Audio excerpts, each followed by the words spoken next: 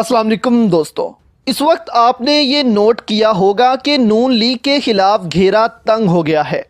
Audio leak हुई है नून league की, बाहर नारेबाजी लगाई जाती है नून लीग के खिलाफ। बाकी जमातें तो साइड पर हैं और नून लीग की बर्बादी का तमाशा देख रही हैं। आपकी राय में दोस्तों, क्या नून लीग को दूसरी जमातों ने जानकर फंसाया? अब एस्टेब्लिशमेंट इस वक्त क्या कर रही है और 72 घंटों में क्या होने जा रहा है आपके सामने रखते हैं। यहाँ आपसे आज का क्वेश्चन है कि मलेशिया ने भारतीय तेजस को रिजेक्ट कर दिया है और किस और मुल्क से तैयारों की डील कर ली है। वो कौन सा मुल्क है? आपके ऑप्शंस हैं फ्रांस, पाकिस्तान, कोरिया या फिर बरतानिया। आप अपने जवाब नीचे कमेंट्स में दे सकते हैं, इसका जवाब आखिर में बताया जाएगा। जिस कदर इस वक्त इमरान खान ने प्रेशर डाल दिया है हुकूमत पर भी और इदारों पर भी, इससे सबको मालूम था कि एक दिन इस हुकूमत को घर जाना ही होगा और IMF से डील करके इस हुकूमत को घर भेज दिया जाएगा। अब पहले भी जब ये हुकूमत आई थी तो ये खबर आई कि नून लीग से एस्टेब्लिशमेंट हर मुश्किल काम लेगी और इसके बाद इनको इक़्तिदार से अलग कर दिया जाएगा। जैसे बिजली की कीमतें, तेल की कीमतें सब उन्होंने बढ़ा दी। अवाम सख्त खिलाफ हुए पड़े हैं नून लीग के। इसके बाद इनके हाथ से इक़्तिदार जाता है तो ये समझ लें कि इसके बाद इलेक्शन में 10 सीटें भी इनके लिए जीतना बहुत मुश्किल हो जाएगा। इसी वजह से ये अटके हुए हैं कि अभी इलेक्शन नहीं होना चाहिए। अब परवेज़ खटक ने जो कह दिया है, इसके बाद इस हुकूमत के पास 72 घंटे हैं। इसके बाद आपको बताते हैं कि एस्टेब्लिशमेंट इस वक्त क्या करने जा रही है और इमरान खान का प्लान क्या है। पाकिस्तान तहरीके इंसाफ के सीनियर रहनुमा और साबिक वज़ीर दिफा परवेज़ खटक ने दावा किया है कि 2 से 3 दिनों के अंदर इलेक्शन से मुतल्लिक चीज़ें सामने आना शुरू हो जाएंगी। परवेज़ खटक ने यह दावा जहांगीरा में एक जलसे से खिताब के दौरान किया और कहा कि मैं खुद तमाम मामलात को देख रहा हूं।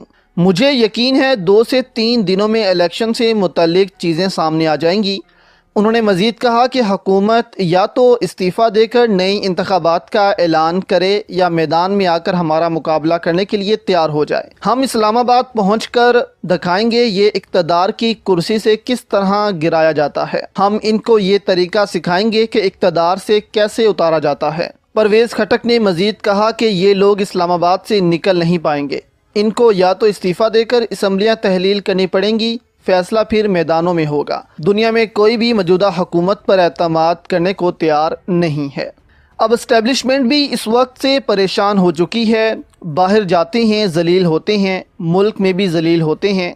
PM हाउस से इनकी ऑडियोज़ लीक हो जाती हैं। कभी दामाद का कारोबार बढ़ाने की बात करते हैं, कभी बिजली की कीमतें बढ़ाने की बात करते हैं। अवाम के लिए इनके मुँह से अभी तक एक लफ्ज़ नहीं निकला। अब एस्टेब्लिशमेंट के बारे में भी कहा जाता है कि इनको वो इसलिए लाए ताकि इनसे मुश्किल फैसले करवाए जाएं और इसके बाद मुल्क को इलेक्शन की तरफ ले जाया जाए। अब कहा जा रहा है कि 2-3 दिन में इमरान खान सदर आरिफ अलवी से कह सकते हैं कि शहबाज शरीफ से कहें कि एतमाद का वोट लो, और जब शहबाज शरीफ एतमाद का वोट लेंगे तो कुछ जमातें उनके हाथ से निकल जाएंगी। जैसे ये TV पर बैठ कर कहते हैं कि इमरान खान के इक़्तिदार से एस्टेब्लिशमेंट ने सीढ़ी निकाल दी तो वो गिर गए, लेकिन ये भूल गए कि उनके इक़्तिदार के नीचे भी सीढ़ी ही मौजूद है और वो सीढ़ी कभी भी उनके पैरों से निकाल दी जा सकती है। अब इमरान खान अपने जलसों में ये भी कह चुके हैं कि राना सनाउल्लाह जो करेगा हमें पता है, लेकिन मैं जो करने जा रहा हूँ वो राना सनाउल्लाह को नहीं पता और मुमकिन है कि इमरान खान का मंसूबा यही हो, एतमाद का वोट।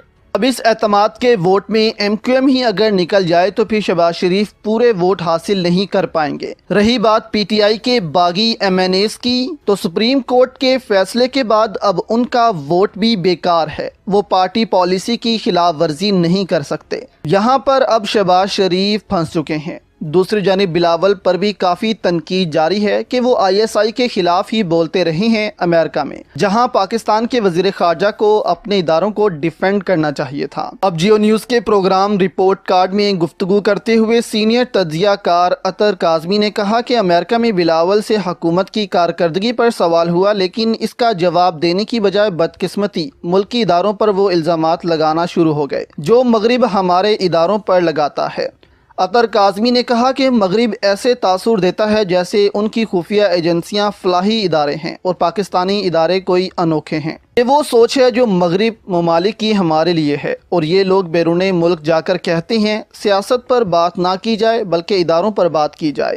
مغرب ان باتوں سے خوش ہوتا ہے۔ آپ اپنی سیاست کریں، اداروں کو کیوں متنازع بنا رہے ہیں؟ میزبان نے سوال کیا کہ اداروں کو متنازع اتحادی حکومت بنا رہی ہے عمران خان یا اور لوگ بھی ہیں جو ایسا بین الاقوامی میڈیا پر کرتے ہیں، جس پر اطہر کاظمی نے کہا کہ گزشتہ 3 سال میں جب شاہ محمود قریشی تھے انہوں نے کبھی اداروں کو متنازع بنانے پر بات نہیں کی، کبھی نہیں کہا کہ ادارے سیاست سے روک رہے ہیں۔